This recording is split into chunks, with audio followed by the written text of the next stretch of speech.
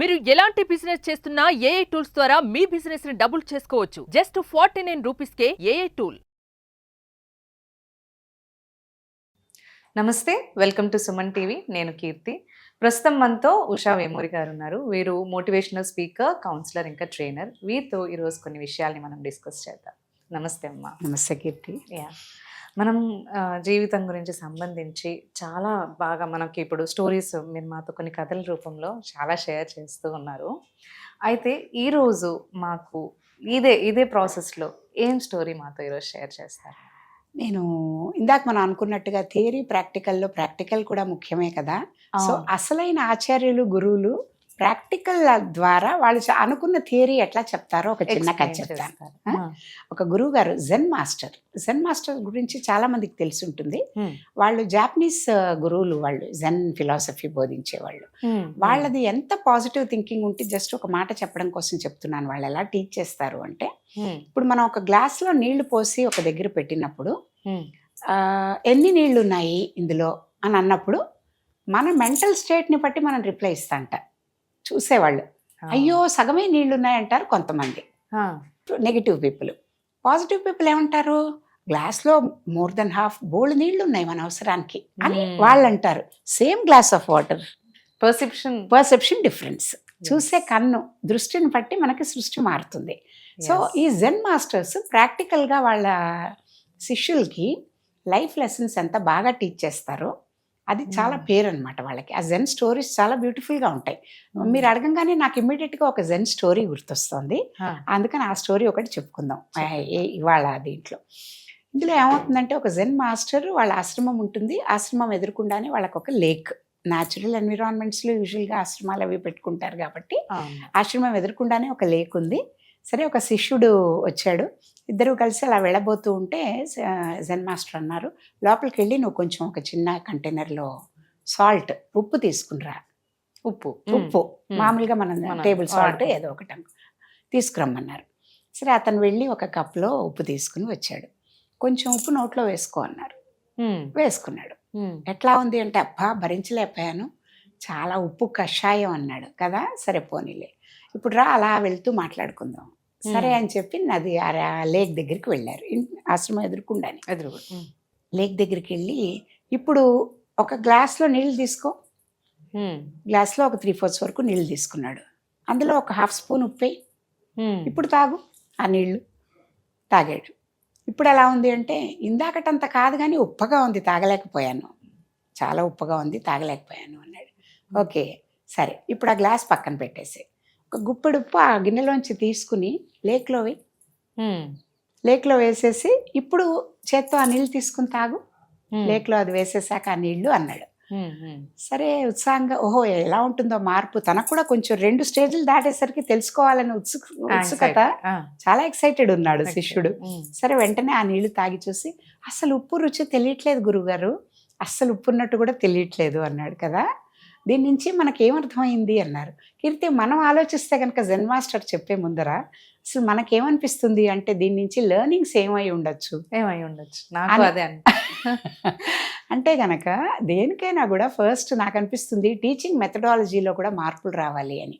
ఇప్పుడు ఈ British system వచ్చి మనకి ఎడ్యుకేషన్ పిల్లల్ని కూడా క్రియేటివిటీ నుంచి చాలా దూరంగా చేస్తోంది. ఒకప్పుడు విద్యాలయాలు మనకి, ఒకప్పుడు ఆచార్యులు ఉండి గురుకులాల్లో విద్య బోధించేటప్పుడు వరల్డ్ ఓవర్ అందరూ కూడా ఇండియాకు వచ్చేవారు విద్య నేర్చుకోవడానికి. అలాంటిది మారిపోయింది ఇప్పుడు. ఇప్పుడు ఏం తయారవుతున్నాం మనం అంటే, రటాయించి జస్ట్ బుక్లో ఉన్నది మనకు ఎంతవరకు అవసరమో అది బాగా బట్టి వేసి తీసుకెళ్ళి రీప్రొడ్యూస్ చేసి క్లర్క్స్గా తయారు చేయడానికి పనికొస్తోంది తప్ప, మీ క్రియేటివ్ ఇంటెలిజెన్స్ పిల్లల్లో ఏది ఉందో దాన్ని ట్యాప్ చేసి ఎంకరేజ్ చేసే విద్యా విధానం లేదు. ఇప్పుడు చూసుకుంటే ఒక student full first class marks తో పాస్ అవుతూ ఉంటాడు, బట్ వచ్చి లైఫ్ లో నించోబెడితే తను ఏం చేయలేదు.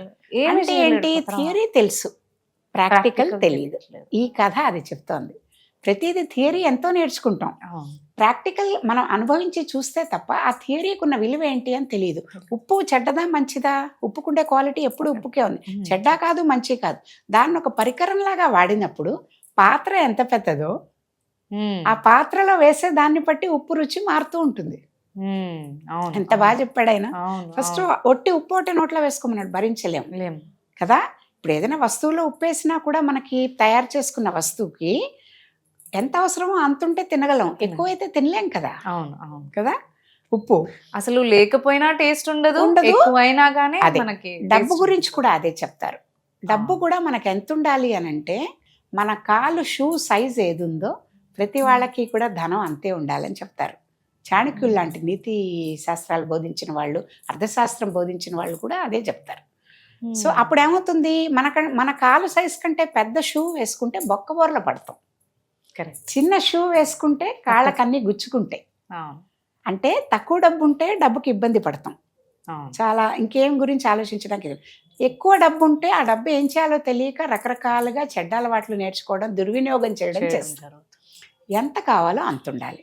ఉప్పు కూడా భోజనంలో ఎంత అవసరమో అంతే తీసుకోవాలి, ఎక్కువ అవద్దు తక్కువ అవద్దు. తక్కువ. ఇప్పుడు ఈ గురువుగారు ఆ ఉప్పు విలువని, ఉప్పుకుండే విలువ దానికే ఉంచుతూ నువ్వు తీసుకున్న పాత్రని బట్టి దాని రుచి మారుతుంది అని అద్భుతంగా డెమాన్స్ట్రేట్ చేశారు ఇక్కడ.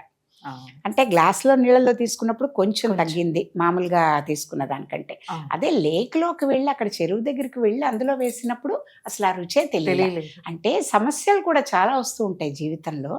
ప్రతిరోజు ఛాలెంజెస్ వస్తాయి మనకి. అవును. వచ్చినప్పుడు ఆ ఛాలెంజ్ని మనం ఎలా చూడాలి అంటే చిన్నదా పెద్దదా నువ్వు చూసే పర్సెప్షన్, నువ్వు దానికి ఇచ్చే వాల్యూని బట్టి ఉంటుంది. అదే నువ్వు ఆ సమస్యను చిన్నది చేసుకోవాలంటే చిన్న గీత పెద్ద గీత లాగా పెద్ద పాత్రలో దాన్ని వేయి ఆ వేయాలి. సమస్యని. అవును. పెద్ద పాత్రలో నువ్వు అది వేసినప్పుడు ఎంత పెద్ద సమస్య అయినా నీకు చిన్నగా చిన్నగా కనిపిస్తుంది. కనిపిస్తుంది. అప్పుడు ధైర్యం వస్తుంది. అవును. ధైర్యం వచ్చి ఆటోమేటిక్గా మనమే దాన్ని ఎలా అడ్రస్ చేయాలి, చిన్న చిన్నగా బ్రేక్ చేసేసుకుని ప్రాబ్లమ్ని ఒక్కొక్క తెలుస్తుంది. స్టెప్ బై స్టెప్ ఎలా వెళ్ళాలి దాని సొల్యూషన్ చూడడానికి అనేది ఆలోచిస్తాం అన్నమాట. అవును. అట్లా థియరీ కంటే అంటే ఏ పని చేసినా కౌశలంతో చేయాలనేది కూడా ఈ గురువుగారు ఇండైరెక్ట్గా చెప్తున్నారు. యోగ కర్మసు కౌశలం అని భగవద్గీత చెప్పినట్టుగా ఏ పని చేసినా కౌశలంతో చేసి దేనికి ఎంత ఇంపార్టెన్స్ ఇవ్వాలి, ఎంత టైం ఇవ్వాలి అనేది కనుక చూసుకుని ఆలోచించుకుంటే ఉప్పు ఎలా అయితే ఎంత సరిపడా వేయాలో అని తెలుసుకుని అంత వాడతామో జీవితంలో కూడా దేనికి ఇచ్చే విలువ దానికి అంతే ఇవ్వాలి అని అన్యాపదేశంగా ఇక్కడ గురువు ఇంకొక ఇంపార్టెంట్ ఇన్సైట్ ఇచ్చారు శిష్యుడికి. ఇట్లా చెప్పుకుంటూ పోవచ్చు కథ గురించి. ఇప్పుడు చిన్న చిన్న విషయాలే, చాలా చిన్న విషయాలు, పేరెంట్స్ తిట్టారనో లేదంటే ఏదో చిన్న విషయాలే, అవును. మార్క్స్ తక్కువ వచ్చాను అవి వాళ్ళకి పెద్దగా మీరు అన్నట్టు పెద్ద విషయంగా చూసి సూసైడ్స్ చేసుకోవడం అలాంటివి జరుగుతూ ఉన్నాయి. చాలా, వాళ్ళని చాలా. హర్మ్ చేసుకోవడం. నేను కౌన్సిలింగ్లో కూడా చాలా మందిని చూస్తూ ఉంటాను. సూసైడల్ టెండెన్సీస్తో లేకపోతే సెల్ఫ్ వర్త్ తక్కువ ఉండి నాకేం రాదు, నేను ఎందుకు పనికిరాను అనే ఒకలాంటి షెల్లోకి వెళ్ళిపోయి సూసైడల్ దీనికి వెళ్ళడానికి కూడా మన బాధ్యత ఏంటంటే ఆ టైంలో వాళ్ళని గనక కొంచెం మనం వాళ్ళంతట వాళ్ళే దాని నుంచి బయటకు వచ్చేటట్టుగా గనక వాళ్ళకి ఇదేం పెద్ద సమస్య కాదు అని గనక చెప్పగలిగి వాళ్ళని కొంచెం ధైర్యం చెప్పగలిగితే గనక చాలా సూసైడ్స్ అవాయిడ్ చేయొచ్చు. రిలేషన్షిప్స్లో కూడా, రిలేషన్షిప్స్లో ఏవైనా కానీ ఒక చిన్న మాటను పట్టుకుని ఇంత పెద్దగా చూసి రిలేషన్షిప్స్ బ్రేక్ చేసుకునే అంతవరకు కూడా వస్తుంది. కరెక్ట్. మీరు అన్నట్టు దాన్ని ఒక పెద్ద పాత్ర దేన్ని అంటున్నారు అసలు, దేన్ని అన్నారు అసలు ముఖ్యంగా కీర్తి ఇంకోటి గుర్తుపెట్టుకోవాల్సింది ఏంటంటే రిలేషన్షిప్స్లో పర్సనల్ ఇష్యూని సెపరేట్ చేసి చూడడం నేర్చుకోవాలి. ఒక మాట ఇప్పుడు మీరు అన్నారు, దేన్ని అన్నారు, నన్ను అన్నారు అంటున్నారు అని.